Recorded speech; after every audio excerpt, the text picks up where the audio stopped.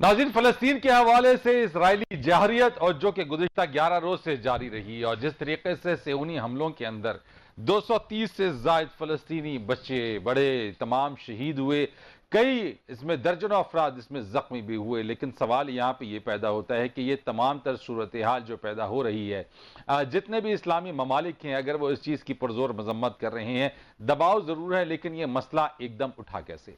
बहुत सारे सवालात हैं जो जन्म ले रही हैं कि यकदम, क्योंकि कन्फ्लिक्ट पहले से था, तनाज़ा पहले से था, लेकिन एकदम से जो एग्रेशन हुआ, जो इसराइली जारियत हुई, उसके पीछे वजूहात क्या हैं, वो कौन से अनासिर हैं जिसने इसराइल को एक बार फिर जो है ये जुल्म सितम उससे करवाया, एक बार फिर मिसाइल दागे गए, एक बार फिर बेगुनाह इंसानी जानों से इसराइल ने अपने हाथों को रंगा है। पाकिस्तान समेत दुनिया भर के अंदर जो मुसलमान हैं इस चीज की मजम्मत कर रहे हैं। आज पाकिस्तान में यौम यकजहती कश्मीर मनाया गया, पर जो यौम यकजहती जो फलस्तीन है, जो फलस्तीनी अवाम के साथ इस चीज को मनाया गया और फलस्तीनी अवाम के साथ यकजहती का इजहार किया गया, रैलियां निकाली गई और इस अज़म का इरादा किया गया कि तमाम मुसलमान आज भी अपने फलस्तीनी भाइयों के साथ खड़े हैं और किसी भी किस्म की जो जारियत हो रही है उसमें हर तरीके से एक दीवार, सीसा पिलाई दीवार बनकर रहेंगे। ये वो चीजें हैं जिसके ऊपर आज हम बात करेंगे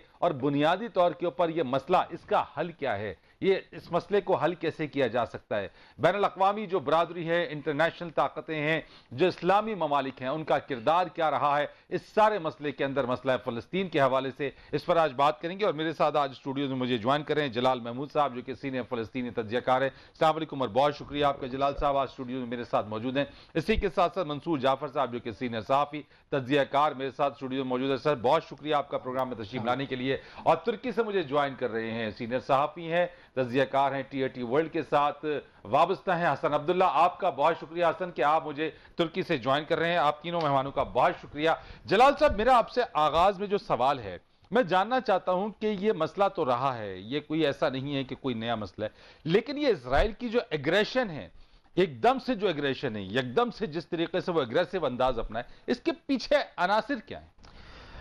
बिस्मिल्लाहिर्रहमानिर्रहीम वस्सलातु वस्सलामु अला सय्यिदिना मुहम्मद व अला आलिहि व सहबिहि अजमईन। देखिए, ये जो अचानक हुआ है, अगर आपको मैं शुरुआत से बता दूं, रमज़ान के महीने से जब फ़लस्तीनी नमाजी मस्जिद अल अक्सा की तरफ गए थे नमाज पढ़ने के लिए और वहाँ पर इसराइली फोर्सेस ने उन पर तशद्दुद किया, उन पर हमला किया है और बाकायदा मस्जिद के अंदर घुस के भी नमाजियों पे तशद्दुद किए, उनसे कुछ लोगों को भी गिरफ्तार किया है। अच्छा, इसके अलावा भी मस्जिद अक्सा का थोड़ा सा एक करीब कॉलोनी है जो बड़ा मशहूर, बहुत पुराना कॉलोनी है, जिसका नाम है शेख जर्राह। इस सलाहुद्दीन अय्यूबी का दौर का शेख जर्राह का जो कॉलोनी है, वो भी इसराइली जो तंजीमें हैं, जो दहशतगर्द तंजीम इसराइल की, इनके जो अनासर हैं वहाँ पर उन्होंने भी हमला किए हैं। वहाँ पर लोगों की घरों पे जो है वो कब्जा करने को कोशिश की, कुछ लोगों को घर से भी निकाल दिया। अच्छा, आपका सवाल कि अचानक कैसा हुआ, अब उस सवाल का जवाब देखिए, सबसे पहली बात तो यह है, इसराइल को जो अचानक तक़वियत मिली है, दो तरफ से तक़वियत मिली है। हमारे अपनों से तक़वियत मिली है, हमारे अरबों से तक़वियत मिली है। इसराइल के साथ जिन ममालिकों ने अभी रिसेंटली ताल्लुकात कायम किए हैं, इसी ममालिक की वजह से ये अचानक इसराइल पागल हो गया और ये समझ रहा है कि अभी मैं कुछ भी कर लूँ फ़लस्तीनियों के साथ तो कोई भी आवाज़ उठाने वाला नहीं होगा, क्योंकि जो हमारे आसपास ममालिक है, एक तो सबके साथ हमारी दोस्ती है, हमारा ताल्लुकात है, तो वो मुतमईन हो गए। वही वाली बात है जो जिस फ़लस्तीनी लोग जिनको ऊपर नाज करते थे, हम तो हमेशा ये, मैं तो बचपन से यही नाज करते हैं, मेरे अपने अरब, मेरे अपने अरब, और जब भी हम आवाज़ देते थे तो हमारे अरब सारे खड़े हो जाते। अब वो बात है ही नहीं है ना, आज वो अरब नहीं रहा। नहीं है सर, बिल्कुल नहीं है, बिल्कुल नहीं है, बिल्कुल नहीं है। आप देखें ज़रा इस वक्त रिसेंटली कौन कौन सी ममालिक ممال نے جنہوں نے تعلقات قائم کیے. اور یہ بھی آپ کو بتاتے چلوں اگر ڈونلڈ ٹرمپ صاحب نہ جاتا تو اور بھی مزید ممالک اسرائیل کے ساتھ تعلقات قائم کرنا چاہتے تھے. ٹھیک، یہ آپ کی ایک بات ہوگی. منصور جعفر صاحب، جس طریقے سے جلال صاحب نے ایک بات کی ہے کہ ہمارے اپنے عرب، اور ایک وجہ تو انہوں نے یہ بیان کر دی ہے کہ ان ممالک کا اسرائیل کے ساتھ جو تعلقات ہم نے ریسنٹ میں بھی دیکھا، آپ سمجھتے کہ یہی ایک وجہ ہے یا اس کے علاوہ بھی اور کوئی وجوہات ہے جس کی بنیاد کے اوپر اسرائیل کا جو اگریشن ہے وہ یکدم سے اتنا اچانک ہو گیا؟ یہ ایلیمنٹس ایک تو جلال صاحب نے بنا دیا، آپ کے نزدیک کوئی اور فیکٹر جو اس کے پیچھے وجہ بنی اس کی؟ یقیناً جی، یہ ایک بڑی ڈرائیونگ فورس تھی خاص طور پہ اسرائیل کے لیے. اور اسرائیل اپنے آپ کو خطے کا جو یعنی اکیلا سپر پاور خیال کرتا ہے، تو یقیناً اس کے بڑے ہاتھ مضبوط ہوئے سیاسی طور پہ، سفارتی طور پہ. یہی بنیادی طور پہ اپوزیشن ہوتی ہے. جب آپ کوئی ایسی ایکٹیویٹی کرتے ہیں تو آپ کے جو اتحادی ممالک ہیں وہ آپ کو اچھا برا کہتے ہیں. تو جب وہ اچھا برا کہنے والے ہی نہیں رہے تو یقیناً آپ کو اپنی وہ جو جارحانہ پالیسیز ہیں، اور اسرائیل کی تو تاریخ ہے اس بات کی کہ اسرائیل کے خطے میں ایک قابض قوت ہے اور اسے ہمیشہ سے ایک تھریٹ فیل رہا ہے.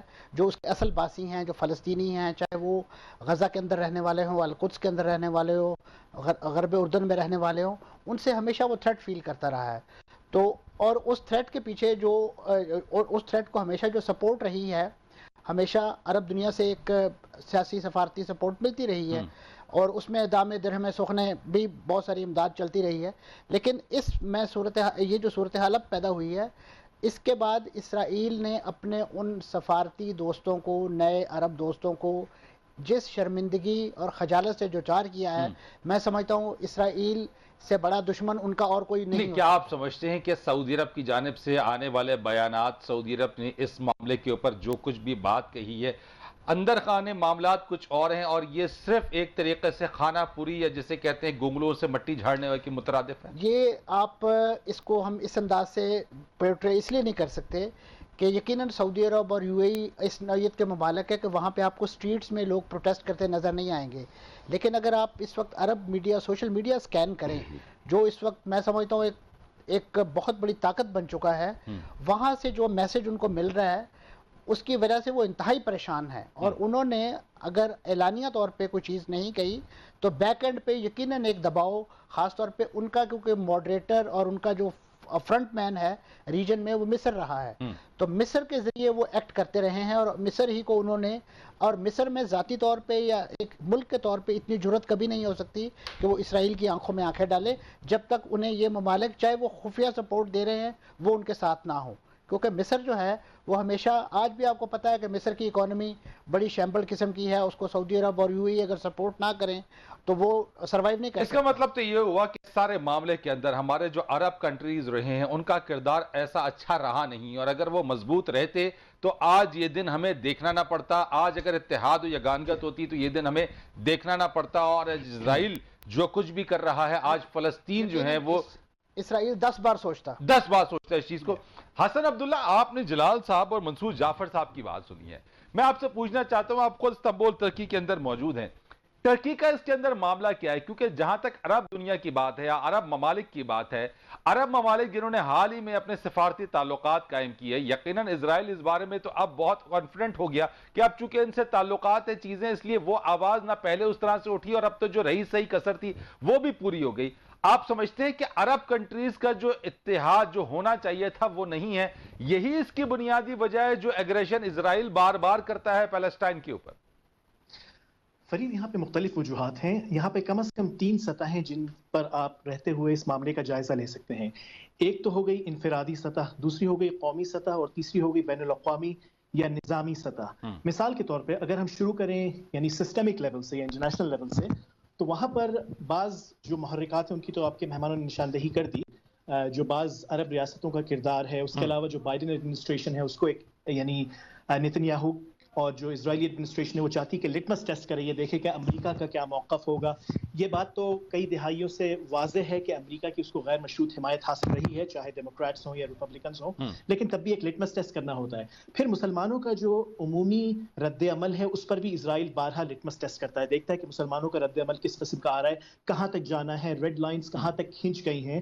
یا اگر حرف عام میں کہیں تو یعنی کیا غرض میں کیا مزید کیا کتنی کمی یہ ہوگی؟ جو حالیہ ایگریشن ہے اس کو بھی آپ ایک وہ لٹمس ٹیسٹ ہی کہیں گے کہ وہ یہ جانچنا چاہتا تھا کہ جن کے ساتھ تعلقات قائم ہوئے ہیں ان کا اس معاملے پر کیا ری ایکشن آئے گا؟ دیکھیں بین الاقوامی سطح پر یہ ایک محرک ہے، یعنی کئی محرکات میں سے صرف یہ ایک ہے۔ انفرادی آپ سطح پر آئیں تو نیتنیاہو کے خلاف جو کرپشن کے معاملات ہیں، تو ایک بڑی بنیادی تھیوری ہے انٹرنیشنل ریلیشنز میں کہ عموماً جو حکمران ہیں وہ اپنے ذاتی معاملات اور جو یعنی نیشنل ان کے فیلیئرز ہیں ان سے لوگوں کو ڈسٹریکٹ کرنے کے لیے عموماً کانفلکٹ کو بڑھاتے ہیں۔ یہ بھی ایک فیکٹر ہے، اس کو بھی نظر انداز نہیں کر سکتے۔ پھر جو اسرائیلی حکومت کے اندر جو کولیشنز ہیں ان کے آپس میں جو ایک بیلنس آف پاور کی تسل چلتی رہتی ہے، وہ فیکٹر نیشنل فیکٹر بھی آتا ہے۔ بہت سارے یہاں پر فیکٹرز ہیں۔ جہاں تک رہا آپ کا سوال ترکی سے متعلق، تو ترکی نے 1949 میں اسرائیل کو تسلیم کیا تھا۔ اس وقت سفارتی تعلقات قائم ہوئے تھے جب یہاں پہ کیمالسٹ کی حکومت تھی۔ اس کے بعد سے اب تک اتار چڑھاؤ آتا رہا ہے، بالخصوص ایردوان کی حکومت میں آنے کے بعد سے۔ ترکی حکومت نے جو مخالفت کی تھی بعض عرب ممالک بالخصوص متحدہ عرب امارات مثال کے طور پہ تسلیم کرنے کی، تو موقف یہ تھا کہ جس طرح کی غیر قانونی سیٹلمنٹس ہو رہی ہیں، جس طرح کی آباد کاری، غیر قانونی آباد کاری یہ یہودی کر رہے ہیں اور فلسطینیوں کی سرزمین پہ قبضے کر رہے ہیں، جہاں چاہیں ان کو گھروں سے نکال کے ان کے گھروں پہ قبضہ کر لیتے ہیں، تو خاص کر اس کانٹیکس میں جب ٹرمپ نے ڈیل آف دا سینچری کا اعلان کیا تھا، تو اس کانٹیکس میں یہ جو نیا اسٹیٹس کو ہے اس کو تسلیم کرنا سمجھا جائے گا اور اسرائیل کو اس سے تقویت ہوگی۔ یہ بہت سارے معاملات ہیں، بہت سارے محرکات ہیں۔ ٹھیک ہے، آپ نے کہا کہ بہت سارے محرکات اس کے اوپر، اس پر مزید ہم بات کرتے ہیں۔ جناب صاحب ایک بریک میں نے لینی ہے، اگر آپ کی اجازت تو ایک بریک ہم لے لیتے ہیں، بریک کے بعد آتے ہیں ذرا سا تو اس پر مزید بات کرتے ہیں کہ جو فیکٹرز تھے وہ تو ہم نے بات کی، لیکن اس کو مزید روکا کیسے جائے گا؟ کیا احتجاج سے، ریلیوں سے، صرف اور صرف جو ہے وہ اس طرح کی آواز اٹھانے سے، یا پریکٹیکلی عرب ممالک کی اس میں جو کاوشیں ہیں اگر وہ شامل نہ رہیں تو کیا یہ معاملہ رک سکے گا؟ بات کریں گے کمرشل بریک کے بعد۔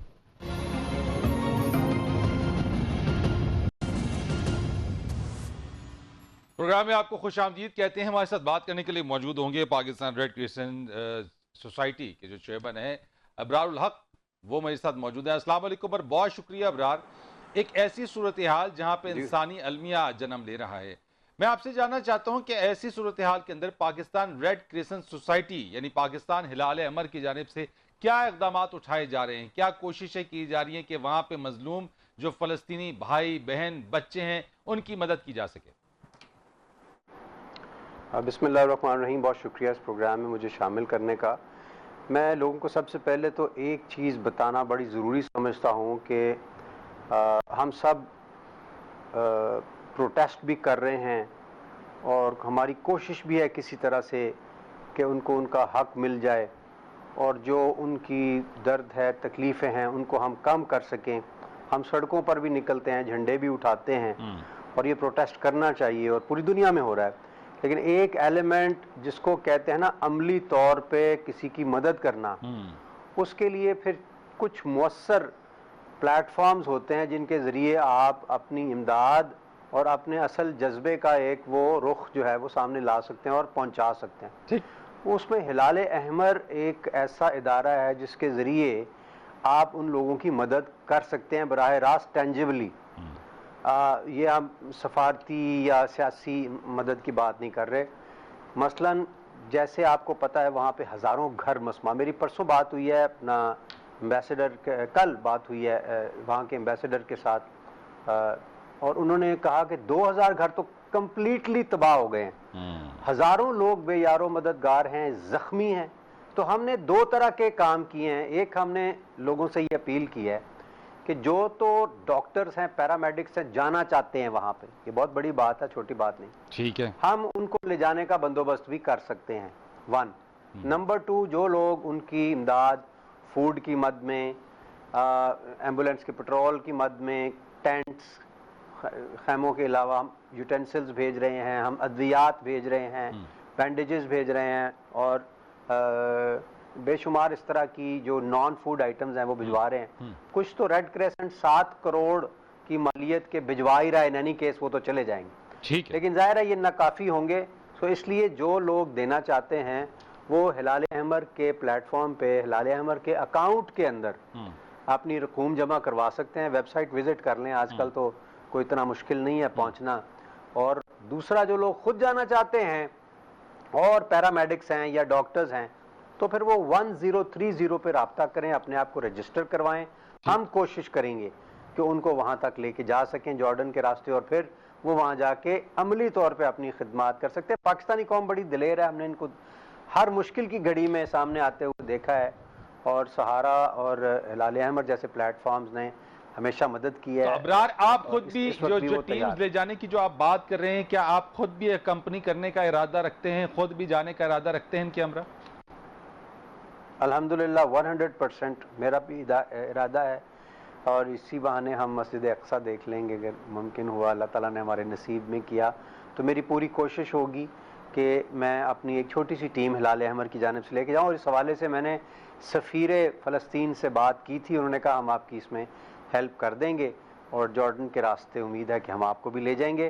میں خود جاؤں گا نوجوانوں کے ساتھ, اور جو لوگ بھی جانا چاہتے ہیں. اور اچھی بات یہ ہے کہ جب میں نے 3 دن پہلے ٹویٹ کیا تھا تو اس کے اوپر زبردست رسپانس آیا, بے شمار لوگوں نے اس پہ اپنے جانے کے لیے آمادگی کا اظہار کیا ہے.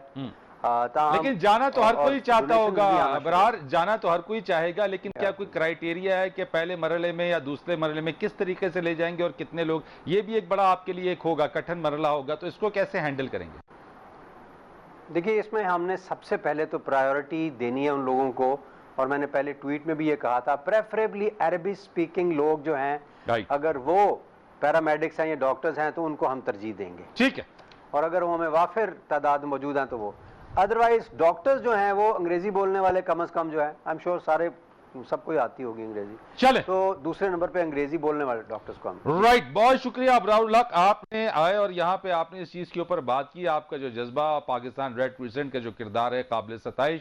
امید کرتے ہیں کہ جو مشن ہے اور گورنمنٹ کی طرف سے جو کچھ بھی کر سکتے ہیں فلسطینیوں کے لیے وہ کیا جائے گا. جلال صاحب مجھے بتائیے, اس ساری صورتحال میں چلے ہیومینیٹیرین ایلیمنٹ ہے اس چیز کے اوپر, یہ صدر محمود عباس صاحب جو ہے یہ خاموش ویسے کیوں ہے اس طریقے سے ایکٹیو؟ یعنی یہ مجھے آپ ایکسپلین کریں گے, میرے سوال کا جواب دیں گے. دیکھیے صدر صاحب ایکٹیو ہیں, لیکن جتنا اس کے بس میں ہے یہ بھی ہمیں دیکھنا ہوگا نا کہ ایک جو اردو میں کہتے ہیں کہ ایک ہاتھ سے تالی نہیں بجتی ہے. محمود عباس صاحب کو پتا ہے کہ میں کچھ بھی کر لوں میرے ساتھ کوئی دینے والا نہیں ہے عرب کنٹریز, سچائی سے. وہ بیاناتوں سے تو ہم 73 سال سے بیانات سن رہے ہیں اور مذمتیں سن رہے ہیں, اور کیا صرف بیانات سے کام حل ہوگا؟ کیا مذمت سے حل ہوگا؟ کیا ریلیوں سے حل ہوگا؟ دیکھیں محمود عباس صاحب بیسیکلی یاسر عرفات صاحب کا بڑا قریبی دوست رہا, اس میں کوئی شک نہیں ہے, اور محمود عباس صاحب نے اپنی طور پہ تو کوشش تو کی ہے, ابھی تک بھی کر رہے ہیں, لیکن کر کیا سکتا ہے؟ اصل سوال یہی ہے نا کہ کر تو کیا سکتا ہے؟ وہ کچھ نہیں کر سکتا ہے جب تک عرب ممالک کوئی سٹینڈ نہ لے. کیا لینے کی پوزیشن میں ہے؟ نہیں, بالکل نہیں. دیکھیں میں آج آپ کو بتا دوں سر, اللہ تعالی ہمارے پیارے پاکستان کو قائم و دائم رکھے, آمین. پہلی بات تو یہ ہے, اور میرا پیغام جو بار بار ہر چینل پہ دہراتا ہوں, ہمارے اپنوں سے امیدیں تقریباً 73 سال سے اتنا کہہ سکتا ہوں ابھی کی ختم ہو گئی ہے. اگر ابھی امید اور کوئی ہمیں تھوڑا سا بھی امید کا کرن نظر ہے تو کچھ چند ممالک سے. اچھا وہ کون سی کنٹریز ہے جہاں سے نمبر 1 پاکستان. میں خوشامد نہیں کر رہا ہوں, یہ نہ سمجھے کہ میں آپ کے ملک میں بیٹھا ہوں, میں آپ کے میڈیا پہ, نہیں, آپ یقین کریں اگر میں جو بات کر رہا ہوں میں فلسطینی کی آواز ہے, میری اپنا اوپینین نہیں ہے, میرا اپنا ذاتی خیال نہیں ہے. پاکستان جو سٹینڈ لے رہا نا, اور پاکستان کا جو کوشش ہے, بس آپ کو دیکھ رہے, سب دیکھ رہے, تو ہمیں بہت تقویت ملتی ہے. آپ نے دیکھا شاہ محمود قریشی صاحب کس دبنگ انداز میں فلسطینی پولیس نے آواز, آج میں نے ان کا نام دیا نا, میں نے ان کو نام دے دیا, میں نے کہا شاہ محمود صاحب آپ اس دور کا صدام حسین ہے, اور عمران خان صاحب اس دور کا ارطغرل, اس لیے کہ ہمیں کبھی مایوس نہیں کرنا. दुनिया साथ छोड़ देगी। यानी बड़ी हाई होप्स हैं इस यस बिल्कुल। आपको पता अभी कुछ दिन पहले एक बुजुर्ग आदमी था, इसराइली फोर्सेस के बीच भाग रहा था, मैं वीडियो आपको भेज दूंगा। एक रॉकेट उसने बनाई है जिसमें पाकिस्तान का झंडा से बना हुआ है।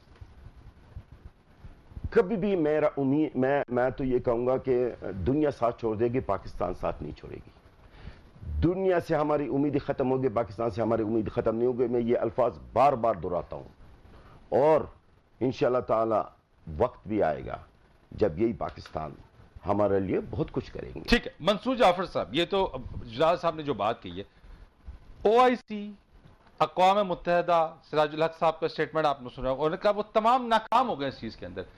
क्या जैसे पाकिस्तान से तो उम्मीदें वाबस्ता हैं फलस्तीनी अवाम की, सिराज साहब कहते हैं कि ये सारे मामलात अपनी जगह पे, ये सारे ऑर्गेनाइजेशन जो है वो उस तरह का किरदार अदा करने में नाकाम हुए, जिहाद आखिरी रास्ता रह गया है। क्या वाकई जिहाद एक सलूशन रह गया है अब फलस्तीन के अवाम के लिए? मैं समझता हूँ जी कि जलाल साहब की बात को थोड़ा सा मैं ऐड करना चाहूँगा। जहाँ तक महमूद अब्बास साहब का ताल्लुक है, तो महमूद अब्बास साहब को इस जंग के एन पीक में जो बाइडन साहब फ़ोन करते हैं और उन्हें कहते हैं कि जी ये आपके मुल्क में क्या हो रहा है, आप मना करें इनको, ये रॉकेट बरसा रहे हैं हमारे लोगों पे, तो वो उन्हें जवाब देते हैं कि जी वो लोग तो मेरे कहने में नहीं है, वो मेरी बात नहीं मानते, तो आप उनसे बराह रास्त बात करें। तो वो जवाबन उनको कहते हैं कि हमने तो उन्हें दहशतगर्द करार दे रखा है, हमास को तो हम दहशतगर्द समझते हैं।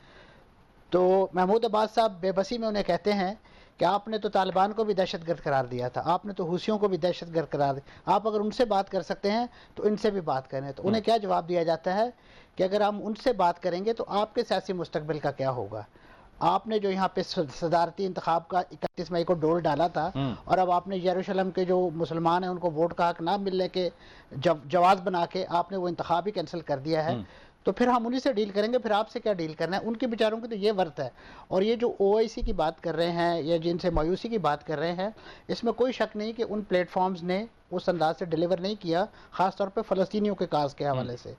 और फ़लस्तीनी यकीनन अपने तौर पे जो उनके पास वसाइल मैसर थे, जिस अंदाज से भी वो अपने आप को मुनज़्ज़म कर सकते थे वो। लेकिन फिर सोल्यूशन तो नहीं ना मंसूर साहब, देखे ना, अरब कंट्रीज से आपकी होप्स नहीं है, अरब कंट्रीज का वो किरदार नहीं है, organisation of the Islamic countries उसका वो किरदार नहीं है। I'm sorry for interruption। देखिए अगर हम सोल्यूशन की तलाश करेंगे तो यार हम इसराइल को अच्छी तरह जानते हैं, हम इनके साथ 73 साल से हम इस इनकी दहशत गर्दी को हम बर्दाश्त कर रहे हैं। इसराइल नहीं कोई मजम्मत से कुछ होने वाला है, ना कि जब तक इसराइल के साथ एक मौसर इकदाम नहीं किया जाएगा, जब तक इसराइल को लगाम नहीं लगाया जाएगा तो फलस्तीनी को कुछ नहीं। ये जो सीज फायर का अभी ऐलान हुआ है जिसका बड़ा चर्चा है, ये सीज फायर जो वैसे नहीं हो गया, यकीनन उसमें फलस्तीनियों की कुर्बानियाँ अपनी जगह शामिल हाल हैं, लेकिन जो मौक़िफ़ इख्तियार किया गया जनरल असम्बली में, जिसमें शाह महमूद कुरैशी साहब ने जब ये अल्फाज कहे कि अगर ये तमाम प्लेटफॉर्म नाकाम हो चुके हैं, यूएन सिक्योरिटी काउंसिल नाकाम हो चुकी है, तो सिक्योरिटी का जो जनरल असम्बली है वो उसी नौइयत का एक जो आलमी फौज जो है वो वहाँ तैनात करे। क्या ये ड्यूरेबल है? जी बिल्कुल है। इंटरनेशनल फोर्सेस मशरकी तैमूर में उन्होंने किया है, दारफोर में उन्होंने किया है, सूडान में किया, जनूबी सूडान में, वहाँ उनके बने हैं, वो आज़ाद हुए। ठीक है हसन अब्दुल्ला साहब, ये मुझे बताइएगा जो इंटरनेशनल फोर्सेस की जो तैनाती है, आप इसको क्या समझते हैं? जिस तरह से मंसूर साहब ने कहा कि कोई नई बात नहीं है, इससे पहले भी जो है वो ये तैनाती होती रही है, तो पैलेस्टाइन में क्यों नहीं? देखें फरीद, बात यह है कि अक्सर हम बहुत जज्बाती किस्म की बातें कर रहे होते हैं और ज़ाहिर बाज़-औक़ात ईमान का भी तकाजा होता है, कुछ अंदर एक जलन, एक कुड़न होती है जिसके तहत बाज़ बातें निकलती हैं, लेकिन हकीकत पसंदाना तरीके से बाज़ मामलात का जायजा लेना ज़रूरी है। मिसाल के तौर पर अगर हम बात करते हैं ह्यूमैनिटेरियन इंटरवेंशन की, तो ह्यूमैनिटेरियन इंटरवेंशन किन बुनियादों पर हो सकती है? इंटरनेशनल कानून के तहत, या तो जो रियासत है वो खुद बाहर से किसी यानी एक्सटर्नल एक्टर को बुलाती है कि आप आएं। यहाँ पर मसला यह है कि बहुत से जो ममालिक हैं, बिलखुसूस जो ग्रेट पावर्स हैं, वो तो फिलिस्तीन को तस्लीम नहीं करते। एक मसला यहाँ पर ये हो गया।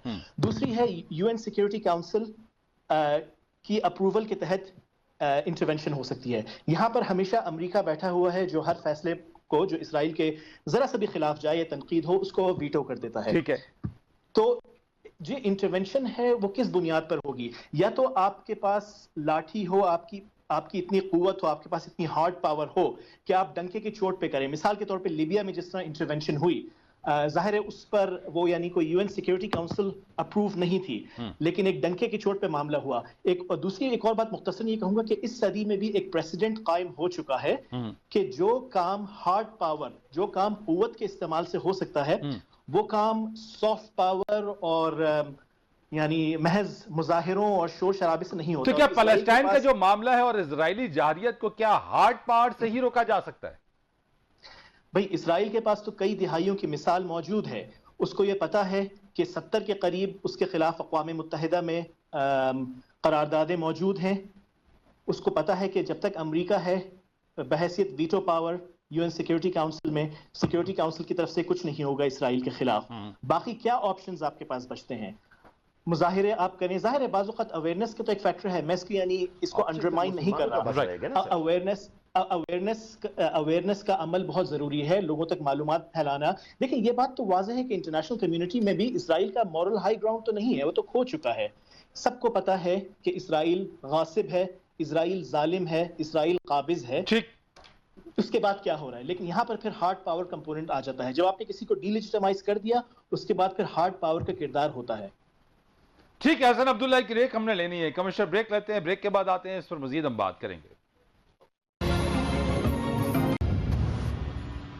ایک بار پھر آپ کو پروگرام میں خوش آمدید کہیں گے۔ جلال صاحب، اس سواری صورتحال کے اندر ایک اور چیز مجھے بتائیے گا کہ جب یہ معاملہ شروع ہوا تھا تو سعودی عرب اور ایران کے درمیان بھی ڈائیلاگ کا آغاز ہوا، جو کہ بڑی تاریخی ڈائیلاگ جس کو کہا جا رہا ہے۔ کیا یہ ایک چیز ہے کہ یہ افیکٹ کر رہی ہے کہ سعودی عرب ایران معاملہ، یہ چیز کہ یہ انٹر لنک آپ اس کو دیکھتے ہیں؟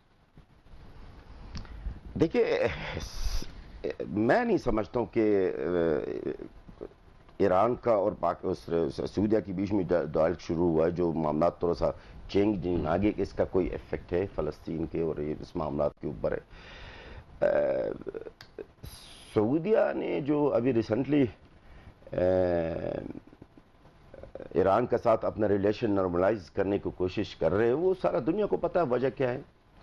ظاہر ہے کہ سعودیہ کے جو حکومت ہیں، جو بادشاہ ہے، ان کو جو سپورٹ ہے وہ سپورٹ چلے گئے نا سر، ڈونلڈ ٹرمپ صاحب ہے، تو اپنے ایران کے ساتھ تو اپنے معاملات کو تو تھوڑا ٹھیک ہے، یعنی آپ کہتے ہیں اس کا کوئی لنک نہیں۔ مجھے بتائیے کہ کرنٹ تازہ ترین صورتحال اس وقت کیا ہے وہاں کی؟ میں طرح اس پہ آپ سے جان چاہوں گا کہ ایک بار سیز فائر ہونے کے بعد پھر سے آج سر یہ کیا ہو رہا ہے؟ دیکھیں پہلی بات تو یہ ہے، یہ جو جنگ بندی ہوئی ہے کل رات کو 2 بجے فلسطین کے مقامی ٹائم کے مطابق 2 بجے، تو یہ ہم تو اس چیز سے مطمئن نہیں ہیں، اور ہمیں یہ بھی پتا ہے کہ اسرائیل کبھی بھی وار کر سکتا ہے، اور یہ جو یعنی آپ کہہ رہے ہیں یہ عارضی ہے، شرح تو ابھی بھی ویسے ہو رہی ہے، یہ نام کی جنگ بندی۔ بالکل یہ عارضی ہے، یہ عارضی ہے۔ ابھی بھی لوگوں کے دلوں میں تھوڑا سا خوف و ہراس بھی ہے، لوگ محتاط ہیں۔ ہم اسرائیل کو، جیسا میں نے آپ سے عرض کی کہ ہم ان کو اچھی طرح جانتے ہیں، یہ وار کرنا میں ماہر ہے، اور یہ فلسطین کا جو معاملہ ہے جب تک اس کو کوئی پراپر طریقے سے ایک مکمل حل نہیں کیا جائے گا، یہ جنگ چلتی رہے گی اور ہوتی رہے گی۔ مکمل حل فلسطینیوں کو اپنا حقوق، بہت ہو گئے سر، 73 سال ہے، اور کتنا صبر کریں ہم۔ 73 سال سے واحد ملک دنیا میں جو انڈر اکوپیشن ہے، جو مقبوضہ ہے، وہ فلسطین ہے، ٹھیک ہے۔ اپنا فلسطینیوں کو اپنا حقوق دیا جائے۔ اسرائیل ہماری زمین کو چھوڑ دے، ہمارا ملک کو چھوڑ دے، اس میں ملک میں جب واپس جائے نا، جن ممالک سے آئی ہے نا، ہمارے ملک کو جو نہیں چھوڑیں گے تو جنگ چلتے رہے گی، ختم نہیں ہوگی۔ منصور صاحب، بڑا ہیومانیٹیرین کرائسس ہے، جس طرح سے جلال صاحب کہہ رہے ہیں کہ یہ وہ چیزیں ہیں، لیکن مجھے نہیں لگتا کہ یہ چیزیں جو ہیں وہ ایگزیکیوٹ ہو سکیں گی، تو معاملہ تو چلتا جائے گا، بڑھتا چلا جائے گا۔ دیکھیں جی، فلسطینیوں نے بڑی قربانیاں دی ہیں، میں جانی قربانیوں کی بات نہیں کر رہا، سیاسی طور پہ انہوں نے بڑے کمپرومائزز کیے ہیں۔ یاسر عرفات صاحب نے جب معاہدہ اوسلو سائن کیا تو اس امید کے ساتھ کہ شاید یہاں پہ فلسطینیوں کے لیے وہ جو 2 اسٹیٹ کی بات کی جا رہی ہے وہ کوئی خواب ممکن ہو، لیکن اسرائیل نے اس وقت 3 امور کو جو ہے معاہدہ اوسلو میں جو عالمی طاقتیں تھیں، انہوں نے 3 ایشوز کو ڈیفر کر دیا کہ یہ 10 سال بعد ہم اس پہ بات کریں گے۔ اس میں پہلا ایشو تھا القدس کا سٹیٹس، کہ یہ 10 سال بعد ڈٹرمن ہوگا۔ پھر دوسرا تھا جو فلسطینی وہاں سے ڈسپلیس ہوئے ہیں ان کا رائٹ آف ریٹرن کہ وہ وطن واپس آ سکتے ہیں، جو انٹرنیشنلی ریکگنائزڈ رائٹ ہے. اور تیسرا ایشو تھا جو فلسطینی قیدی ہیں اسرائیلی جیلوں میں ان کی رہائی. یہ بڑا ٹیکٹفلی اس کو 10 سال تک مؤخر کر دیا گیا تاکہ ایک ٹریک ٹو ڈپلومیسی کے نتیجے میں اسرائیل کے ساتھ اتنی صلح صفائی، ثقافت کے تبادلے وغیرہ وغیرہ کر لیا جائے. تو جب 10 سال بعد باری لیکن آئی، اصل ایشو تو وہی رہے گا نا. میں عرض کر رہا ہوں، جب 10 سال بعد باری آئی، یاسر عرفات سے ہم نے یاد کرایا کہ القدس کا سٹیٹس اور یہ وہ، انہوں نے کہا جی القدس بھول جائیں. اب یاسر عرفات صاحب نے کہا کہ اس سے آگے میں بج نہیں کر سکتا، تو انہیں ان کے رام اللہ ہیڈ کوارٹر میں قید کر دیا گیا اور وہیں وہ ایک سلو پوائزننگ کا شکار ہو کے فرانس میں انہوں نے اپنی جان دے دی. بالکل. اور ان کی وصیت کے مطابق انہیں بیت المقدس میں دفن بھی نہیں کیا جا سکا. یہ سچویشن تھی اور یہ بنیادی طور پہ اب بھی یہی 3 ایشوز ہیں. اب لڑائی کیوں ہوئی؟ القدس کا ایشو تھا، وہاں پہ شیخ جراح کالونی کا ایشو، وہ کوئی اپنی زمین کے لیے، وہ اپنے اسی طریقے سے جو فلسطینیوں کا رائٹ آف ریٹرن ہے یہ بین الاقوامی طور پہ مسلمہ ان کے حق ہے اور اس سے کوئی بھی چیز انکار نہیں کر سکتا. اور اقوام متحدہ اس کو تسلیم کرتا ہے کیونکہ ایک آکوپائر نے آپ کو نکالا ہے. اور لیکن اس وقت OIC نے یہ فیصلہ کیا تھا کہ جو فلسطینی یہاں سے باہر چلے گئے ہیں ان کو دیگر ممالک، اسلامی ممالک اپنے ہاں رہنے کی اجازت دیں گے، پاسپورٹ کے بجائے ان کو سفری دستاویز دیں گے تاکہ ان کو اگر ہم نیشنلٹی دے دیں گے تو کل کو اسرائیل وہ واپس جائے گا تو وہ کہیں گے یہ تو اردن کا شہری ہے، یہ تو فلاں. لیکن OIC نے وہ سارا ارینجمنٹ جو ہے اس پر عمل درآمد نہیں کیا.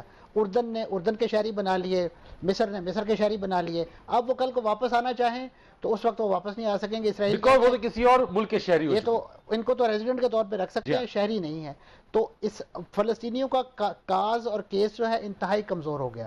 اب اگر اسرائیل نے یہ کیوں کیا؟ اس لیے کہ ڈیموگرافیکلی اگر یہ لوگ واپس آتے ہیں اپنے انہی شہروں سے، انہی دیہات سے جہاں سے ڈسپلیس ہوئے، تو Israel will be in minority again, یہودی ول بی ان مائنورٹی، جس کو انہوں نے دنیا بھر میں. اور ابھی اس جنگ کی برکت سے، اس غزہ لڑائی کی برکت سے اسرائیل کے وہ یہودی جو بڑے خواب ان کو جنت کے خواب دلا کر ان کو لایا گیا تھا، وہ ریورس مائگریشن پر جا رہے ہیں. وہ ان ملکوں میں پولینڈ، جرمنی جہاں سے واپس آئے ہیں واپس جا رہے ہیں. میں تھوڑا سا ایک چیز اور ایڈ کرنا چاہ رہا ہوں. میں پھر حسن کی طرف جاؤں گا. جی دیکھیں، میں تھوڑا سا ایک چیز واضح کرنا چاہتا ہوں. ابھی جو جنگ بندی ہوئی ہے کل رات کو، بہت سے میڈیا میں اور نیوز میں یہی ظاہر کر رہے ہیں اور یہی کہہ رہے کہ جی یہ عالمی دباؤ کی وجہ سے یہ ہو گیا وہ ہو گیا. میں ضروری سمجھتا ہوں کہ میں آپ کے ناظرین کو بتا دوں. دیکھیں، یہ جو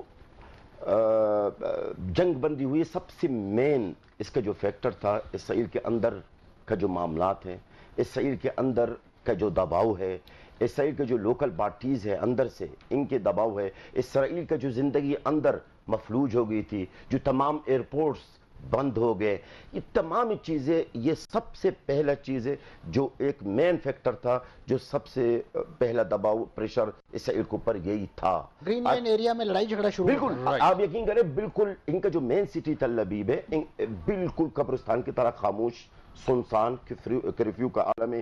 تمام ودن انسائٹس بھی جو ہے وہ ریاکشن کافی زیادہ ہے. میں حسن آپ سے لاسٹ کمنٹ لینا چاہوں گا اس ساری صورتحال کے اوپر. جو جلال صاحب نے کہا، منصور صاحب نے کہا کہ جو 3 بنیادی نکات ہیں وہ آج بھی اصل ایشو موجود ہے، لیکن بنیادی طور کے اوپر OIC نے اگر وہ عمل نہیں کیا، اگر کر لیتے تو آج حالات مختلف ہوتے.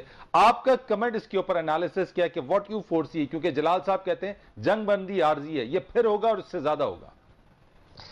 بالکل میں جلال صاحب سے اتفاق کرتا ہوں. دیکھیں، سٹیٹس کو تو روزانہ تبدیل ہوتا جا رہا ہے. مثال کے طور پہ جو لوگ بات کر رہے ہیں، جو مسلمان ریاستیں بھی بات کر رہی ہیں کہ 2 ریاستی حل کی طرف جائیں، تو اس کی حدود کیا ہوں گی؟ کیونکہ اسرائیل کی حدود تو روزانہ تبدیل ہوتی جا رہی ہیں، روزانہ غیر قانونی آباد کاری ہوتی جا رہی ہے، روزانہ فلسطینیوں سے گھر ان کے چھینے جاتے جا رہے ہیں. تو اسرائیل کے آپ سرکاری دفاتر میں جائیں، وہاں پہ تو نقشہ بھی نہیں لگا ہوا اسرائیل کا، کیونکہ اس کا نقشہ ہر روز تبدیل ہو رہا ہے، ہر روز اس کی توسیع ہوتی جا رہی ہے. تو یہاں بہت بنیادی مسائل ہیں جو یعنی کسی ایک پروگرام کا مینڈیٹ نہیں ہو سکتے. یہاں بڑے بنیادی اسٹرکچرل مسائل ہیں. دیکھیں، مثال کے طور پہ جو مسلمان ممالک ہیں، بہت سے، عوام کی بات نہیں کر رہا، عوام میں بہت جذبات ہیں فلسطینیوں کو، کشمیریوں کو، دیگر لوگوں کو لے کر. لیکن جب آپ بات کریں اسٹرکچرل سطح پر، تو جو قومی مفادات آ جاتے ہیں بہت سے مسلمان ممالک کے، ان میں بہت زیادہ ڈائیورجنس ہے. تو فلسطین کو ایک ریلنگ کرائی کے طور پہ استعمال کیا جا سکتا ہے، پولیٹیکل لیجیٹیمیسی حاصل کرنے کے لیے مسلمان حکمران استعمال کر سکتے ہیں، لیکن بڑے گہرے مسائل ہیں، اس میں گہرائی میں جانے کی ضرورت ہے. یہ صرف یعنی ہم چند منٹوں میں بات کر کے اس کے ساتھ انصاف نہیں کر سکتے.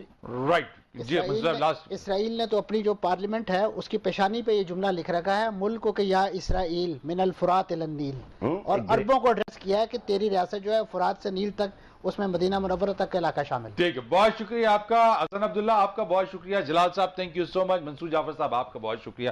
اور یقینی طور کے اوپر اتحاد و یگانگت مسلمان ممالک کی اگر سامنے رہے گی تبھی فلسطینی عوام جو ہیں وہ اپنے اس مسئلے کا حل نکال بھی سکیں گے اور اسرائیلی جارحیت بھی رک سکے گی. فرید رئیس کو اجازت دیجیے. اللہ.